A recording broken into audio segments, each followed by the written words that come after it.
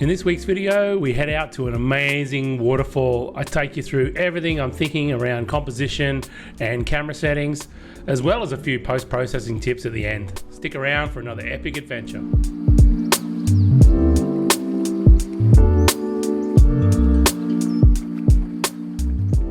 Well, hi good people, and welcome to another epic photo adventure. And cast update, it's off. Hell yeah! Broken wrist is free. Still got a bit of swelling and a bit of stiffness in the joint. It's only been a couple of days, but hey, we're out here doing it. And we're at this magnificent waterfall today. It's just absolutely beautiful. A couple of things in my favor. We've had some rain recently, so the waterfall's absolutely pumping. It's looking amazing at the moment. Lots of water coming down there. So I'm gonna have to dial in that perfect shutter speed, because if you've seen my waterfall shots before, you know I love to get a bit of texture in my water. So if you're looking for that, definitely going to need a polarizer on. Everything is absolutely wet around here. We want the greens to pop, so we'll be looking for a polarizer, and we just need to wait. The clouds are a bit broken today. It's around the middle of the day, so we're waiting for those clouds to go in front of the sun, soften up that light, and I think this is going to be good. All right, let's find a composition and get set up.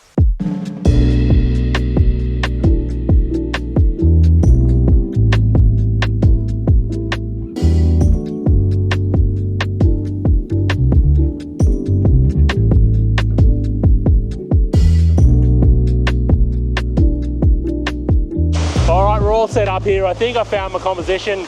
As you would have seen in that bit of B-roll, I was playing around with landscape and portrait orientation, but I think I found this portrait shot that I really like. I think this orientation is going to work for this fall, particularly with this cool foreground we got here. So the clouds have blown away right now. There's not much cloud around, but I'm lucky because the main part of the waterfall is still in shade. So it still looks really wonderful. Let me show you on the composition what I'm looking at here. And you can see here, we've got our main fall, our background, then we've got this ledge through here, and then we've got this sweeping foreground. So when you take the photograph, the idea is the water will go like this through the frame, like a Z sort of pattern or a lightning bolt sort of pattern.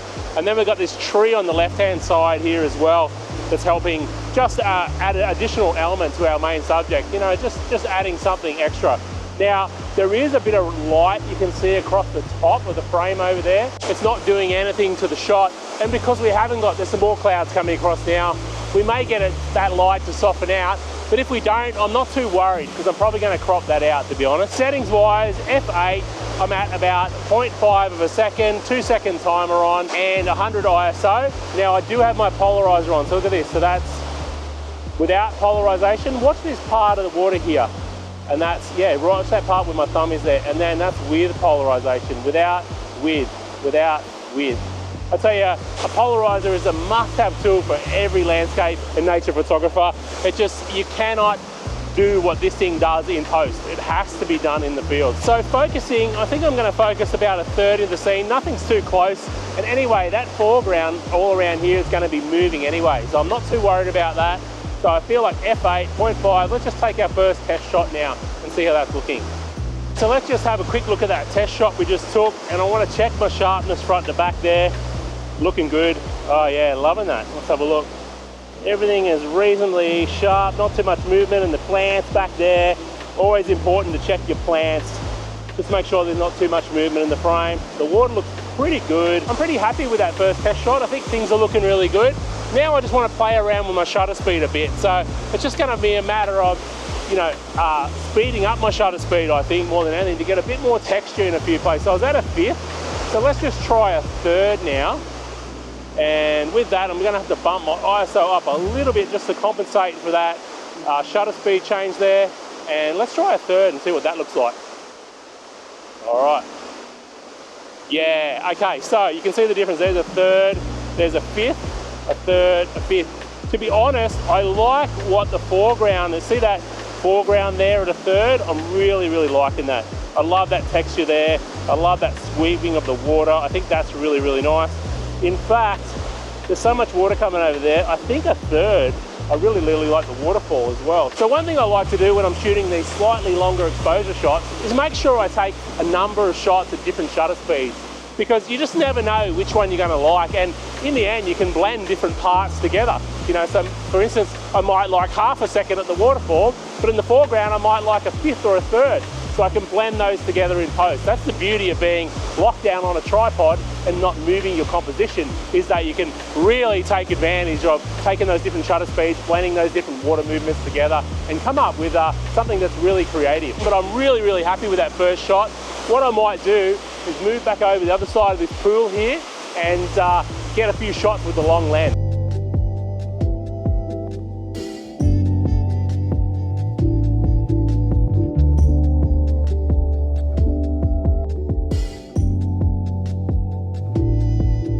Alrighty, before we get that long lens out, there's another little shot here, a wide angle shot in a landscape orientation.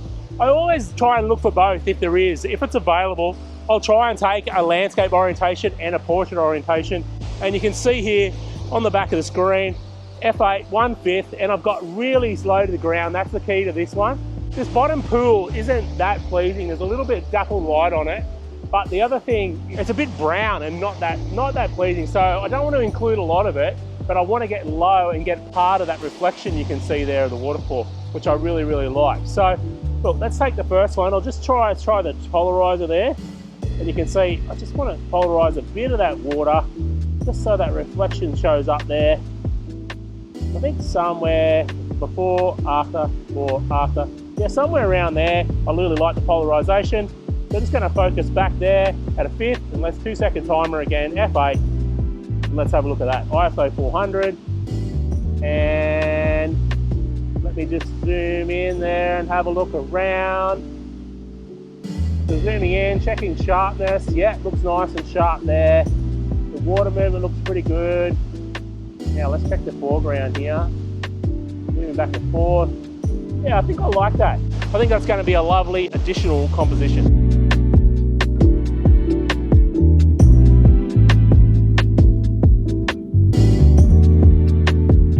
So we've got the long lens on now. Just going to pick out a few details. This is a newer lens for me, 100 to 400. I don't have the adapter for my polarizer yet, so unfortunately we can't do that, but I think there's still some cool details we can pick out. So the idea is just to keep moving around, taking different frames, and I think this is kind of cool. All right, so we've got somewhere now. All right, so let's take this one. Let's have a look. All right, let's play that back.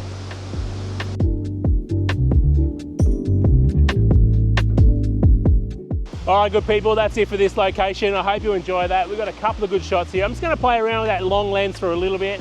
I haven't really got anything I'm 100% loving at the moment, but I think with a little bit more time just playing around with that composition, I only got about 30 more minutes here, then I have to go.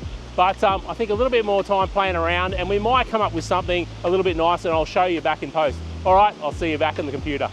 Alrighty, here we are back in Lightroom, and here's our 3 finished photographs, and you can see really happy how these turned out. I have to admit, this one does need a polarizer. You can see that sheen on the rocks there. I'd really like to take that off with a polarizer. So I'll be putting that on my list of things to buy as an adapter for that new lens.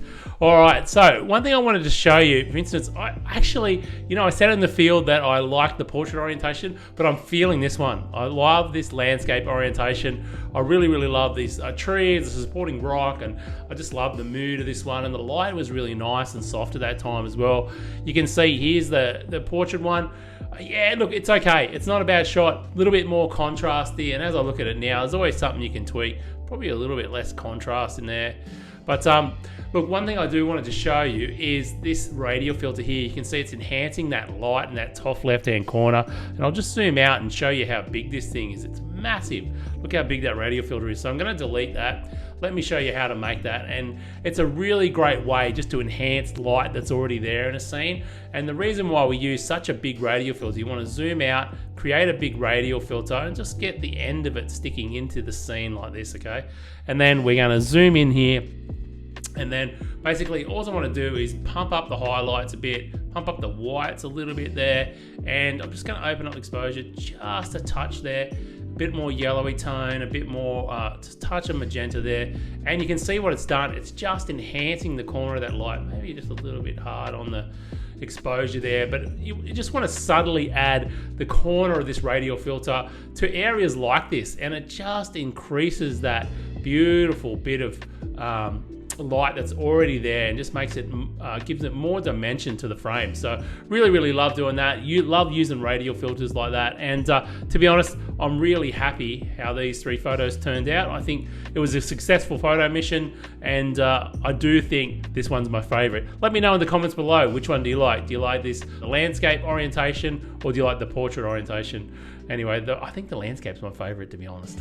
All right, good people, that's it for this one. I hope you enjoyed that. Another epic photo adventure. Had so much fun getting out, cast free.